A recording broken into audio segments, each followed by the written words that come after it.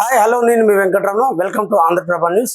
ఈరోజు భారతదేశంలో చాలా దుర్మార్గమైన రోజుని చెప్పచ్చు. ఎందుకంటే పాకిస్తాన్ ముష్కరులు కాశ్మీర్లో పర్యటిస్తున్న పర్యాటకులకు మీద దాడి చేసి దాదాపుగా 28 మందిని హతమార్చారు. అయితే కేవలం ఇది హిందువులవే కావడంతో అసలు అక్కడ ఏం జరుగుతుంది ఏంటి అని తెలుసుకునే ప్రయత్నం అయితే ఇప్పటికే కేంద్ర ప్రభుత్వం నరేంద్ర మోడీ కూడా విదేశ పర్యటనని క్యాన్సిల్ చేసుకుంటూ హఠావోటున అక్కడ ఉన్న రాజ్నాథ్ సింగ్ అంటే రక్షణ శాఖ రాజ్నాథ్ సింగ్, హోంమంత్రి అమిత్ షాతో కూడా భేటీ చేశారు. ఈ భేటీలో ఎలా జరిగింది ఏంటి అనేది క్లుప్తంగా అడిగి తెలుసుకున్న పరిస్థితి అయితే మనం చూసాం.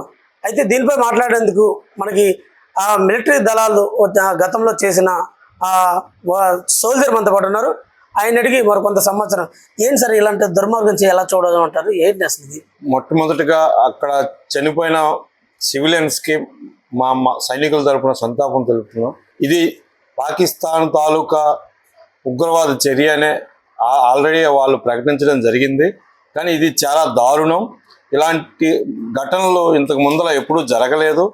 ఇప్పుడు సివిలియన్స్ పైన, అందులోనూ హిందువుల పైన జరగడం చాలా అన్యాయం. ఇది తీవ్రంగా సైన్యం ఖండిస్తుంది. దీనిపైన కఠినమైన చర్య కూడా తీసుకోవడం జరుగుతుంది. అంటే ఇంతకు ముందు ఇలాంటి ఘటన ఎప్పుడు జరగలేదు సార్. దీన్ని ఎలా చూస్తారు అంటే అటుపక్క ఉగ్రవాదులు ఎప్పుడు కూడా ఇలా సివిలియన్స్లో ఎప్పుడు ఎంట్రీ కాలేదు. కేవలం బెటాలియన్కి మధ్యలోనే ఒక పోరాటం అనేది ఉండేది. ఇప్పుడు కేవలం ఒక టూరిజం మీద పడ్డది. దీన్ని ఎలా చూస్తారు? దీనికి వాళ్ళ పిరికి పంత చర్యగా మనం అభివర్ణించవచ్చు. ఎందుకంటే వాళ్ళు సైన్యాన్ని ఏమీ చేయలేము అని పాకిస్తాన్ తాలూకా ఒక నక్క బుద్ధి చూపించుకొని వాళ్ళు అన్నమాట ఇప్పుడు సివిలియన్స్ మీద, ఎందుకంటే వాళ్ళు అమాయకులు, ఏం చేయలేని దుస్థితిలో ఉంటారు కాబట్టి వాళ్ళని టార్గెట్ చేస్తే అది ఆర్మీ దుస్తుల్లో టార్గెట్ చేయడం అనేది చాలా దారుణం. వాళ్ళు ఎదిరించి పోరాడలేక ఇలాంటి చర్యలకు, పిరికిబంద చర్యలకు పాల్పడుతున్నారని చెప్పేసి తెలియజేసుకుంటున్నాను. మీరు ఇంతకు ముందు ఈ బెటాలియన్లో పనిచేశారు కదా సార్. ఇలాంటివి అంటే బార్డర్లో దాటి వాళ్ళు ప్రజల్లో కలిసిపోయే పరిస్థితి ఉంది. ఇలాంటివి ఎలా గుర్తిస్తారు మీరు? మాకు నిఘా వర్గాల నుంచి సమాచారం మొదటగా వాళ్ళు ఉంటుంది. అలాగే మాకు వాళ్ళకి ఫైటింగ్ ట్రూప్స్ సపరేట్గా ఉంటాయి. ట్రూప్స్ని వాళ్ళని ఈజీగా ఐడెంటిఫికేషన్స్ మనం చేయొచ్చు. ఎందుకంటే వాళ్ళకి సపరేట్ ట్రైనింగ్ ఉంటుంది.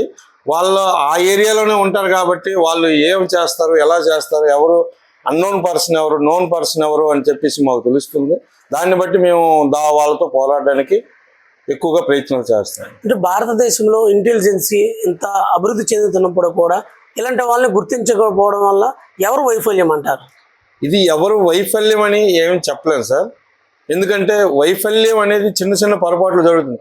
ఇప్పుడు ఆర్మీ మీదో లేకపోతే ఇంకో భద్రతా దళాల మీదో అటాక్ జరిగితే అది వేరే విషయం. ఒక సివిలియన్ మీద అనుకోకుండా జరిగినది, ఇది భద్రతా దళాలు కొంత తప్పే, లేకపోతే భద్రతా దళాలు వల్ల కాదు, ఎన్ఐఏ దీంట్లో చాలా వైఫల్యమైన ఒక విధంగా చెప్పుకోవచ్చు మన ఇంటెలిజెన్సీ వర్గాలు. లేకపోతే సివిలియన్స్ మీద ఇంత దారుణానికి పాల్పడతారని కూడా ఎవరు ఊహించలేదు. దానివల్ల ఈ ఘటన జరిగింది. మొత్తం మీద చూసుకుంటే ఇలాంటి ఘటన ఇంతవరకు లేదు. భారతదేశ స్వతంత్ర ఇన్నాళ్ళు అయినప్పుడు కూడా ఎప్పుడు కూడా పర్యాటకుల పైన అయితే దాడులు చేయలేదు. ఇది మొట్టమొదటగా ఇలా పర్యాటకులపై దాడి చేసి దాదాపుగా 28 మందిని హతమార్చారు. దాదాపు వందలాది సంఖ్యలో గాయాల పాలు కూడా అయ్యారు. అయితే ఈ నేపథ్యంలో కేంద్రం చాలా దీనిపైన సీరియస్గా తీసుకుంది. ఇప్పటికే కొంతమంది అంటే ఇద్దరిని ఉగ్రవాదులను మట్టి పెట్టారంటూ కూడా విశ్వనీయ వర్గాలు కూడా మనకు తెలుస్తుంది. ఇంకా అంటే దాదాపుగా 7 ఇండియన్ ఆర్మీ డ్రెస్లో వచ్చి ఇక్కడ ప్రజల్లో మమేకమయ్యి ఇలాంటి దాడులు కొనుక్కొని, అయితే కేవలం ఇందులో హిందువుల్ని టార్గెట్ చేస్తూ హిందువుల్నే హతమార్చారు.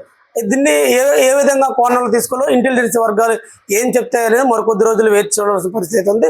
ఏదైతేనప్పుడు కూడా ఇలాంటి ఘటన మొట్టమొదటిసారిగా భారతదేశంలో చోటు చేసుకుంది. దీన్నంతా కూడా కేంద్ర ప్రభుత్వం దీన్ని అక్కడ ఉగ్రవాదాన్ని తిప్పుకొట్టే ప్రయత్నం అయితే ఇప్పటికే చేస్తుందని మనం చెప్పొచ్చు. ఏదైతేనప్పుడు వీళ్ళు ఆ బార్డర్లో ఎన్నో ఇలాంటివి ఎదుర్కొన్నారు.